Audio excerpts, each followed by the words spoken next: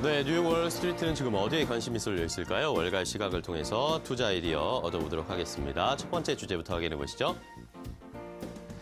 자, 오늘은 이 레리 핑크 블랙록 회장의 이야기부터 좀 체크를 해보도록 하겠습니다. 레리 핑크의 블랙록 회장이 향후 5년 동안 중국에서 가장 큰 성장의 기회가 있을 것이다. 최근에 뭐 중국에 대한 우려감들이 많이 나타나고 있는데 본인은 오히려 중국 그리고 아시아 시장 쪽에 관심을 가지고 있다라는 레리 핑크 회장의 이야기였습니다. 세계 최대 자산운용사이죠. 이 블랙록의 레리 핑크 회장이 연간 주주 서한을 보냈는데 여기에 이런 내용들이 포함되어 있었습니다. 블랙록의 향후 최대 성장 기회 중 하나인 중국에서 시장을 선도하는 글로벌 자산운용사가 될 것이다라는 목표, 비전을 좀 제시했는데 최근에 중국 경제 둔화 그리고 또 계속되는 미국과 중국의 무역 분쟁 이런 것 때문에 시장에서는 중국에 대한 투자를 좀 꺼려하는 입장도 있는 것 같습니다. 그런데 핑크 회장은 여전히 다변화되고 있고 장기적인 투자를 위해서 늘어나고 있는 수요가 중국에 있을 것이다라고 이야기를 했습니다. 그러면서 특히 향후 5년 동안 자산 성장의 절반이 아시아에서 나올 것인데 그중에서도 역시 중국, 대부분은 중국에서 이런 성장이 일어날 것이다라고 하면서 블랙록의 앞으로의 투자 방향이라고 해야 될까요? 중국 쪽, 특히 아시아 쪽에서 중국 쪽에 대한 투자를 더 공격적으로 할 것이다라는 입장을 확인할 수가 있었습니다. 자, 이러면서 핑크 회장이 사업 지배 지분과 관련해서도 중국 당국과도 논의하고 있다라는 이야기까지 덧붙이면서 핑크 회장에 대해 이 중국에 대한 앞으로에 대한 전망까지 함께 확인해 볼 수가 있었는데요. 미국과 중국의 무역 분쟁에 대한 이슈뿐만 아니라 중장기적으로 봤을 때도 여전히 중국의 성장성은 유효하다라는 의견까지 함께 확인을 해봤습니다.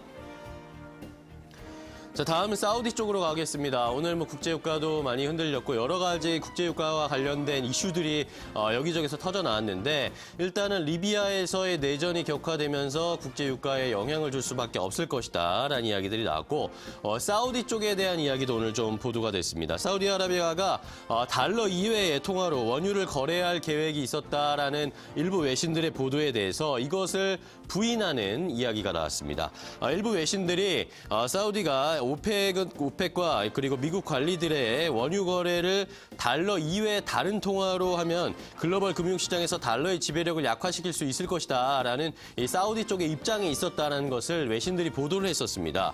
자, 그런데 미국의 의회가 이 오펙을 독점단체로 규정하는 법안을 통과시키려고 하는 움직임들이 있었는데 이것에 대한 대응 차원에서 사우디 쪽에서 원유를 달러 이외의 통화로 거래하자 이렇게 되면은 미국에 다시 좀 타격을 줄 수 있을 것이다라는 움직임 때문에 사우디 쪽에서 이런 이야기가 있었다는 것이었습니다. 그런데 이 사우디의 칼리드 알팔리 사우디 에너지 장관이 이것을 일단은 부인하는 언급을 한 것이었습니다.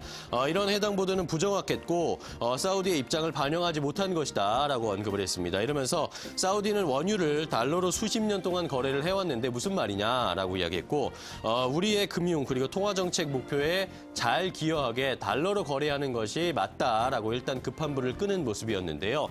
이렇게 국제유가 그리고 오펙과 관련해서 미국과 사우디 쪽에서 약간은 마찰음이 있었다라는 것이 확인이 되고 있는 외신 보도 먼저 확인을 해봤습니다.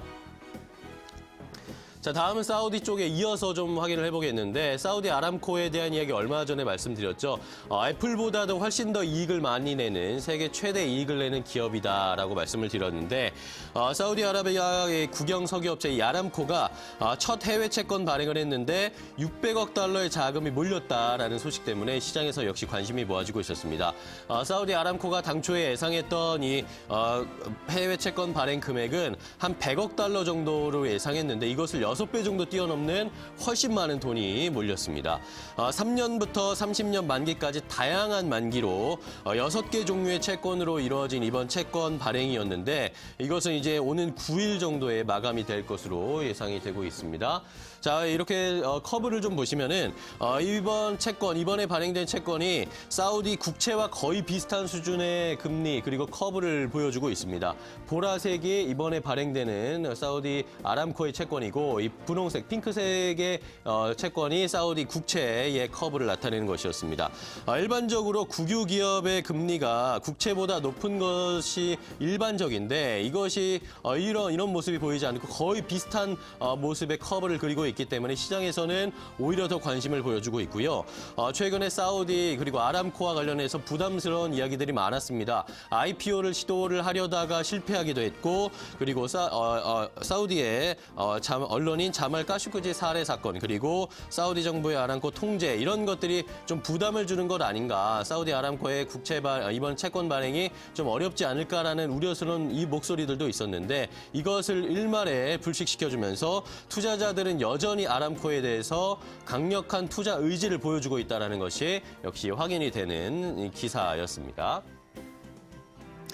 자, 마지막으로 살펴볼 이야기는 이제 미국 뉴욕 증시에서 상장될 종목들이 올해 많은데 관심을 끌고 있는 이 핀터레스트라는 것을 확인을 좀 해보겠습니다. 미국 증시에 상장될 대여급 IT 기술주 중에 하나인 이 핀터레스트인데요. 핀터레스트가 실제로 공모가를 예상했던 것보다 조금 낮은 가격의 공모 상장이 될 것이다라는 이야기들이 나오고 있습니다. 자, 일단 이 핀터레스트라는 것을 좀 모르는 분들도 계실 것 같아서 좀 설명을 드리면 이 핀터레스트는 이미지를 검색하는 그런 검색 업체입니다. 실제로 월 이용자가 2억 5천만 명이나 넘는 전 세계적으로 엄청나게 많은 사용자, 유저들이 있는 이 이미지 검색 업체인데 보시는 것처럼 사진들을 저장할 수 있고 사진과 비슷한 이미지들을 이미지 검색을 통해서 이렇게 찾아낼 수 있는 그런 애플리케이션입니다. 자, 일단은 주식 공모가가 가장 최근에 시장 평가액보다 좀 낮춰질 것으로 예상이 되고 있는데 보도에 따르면요. 핀터레스트는 기업 공개 때 주식 공모가의 범위를 가장 최근에 이루어졌던 3호 또 벤처 투자자 모집 때보다 낮출 계획이다라고 밝혔습니다.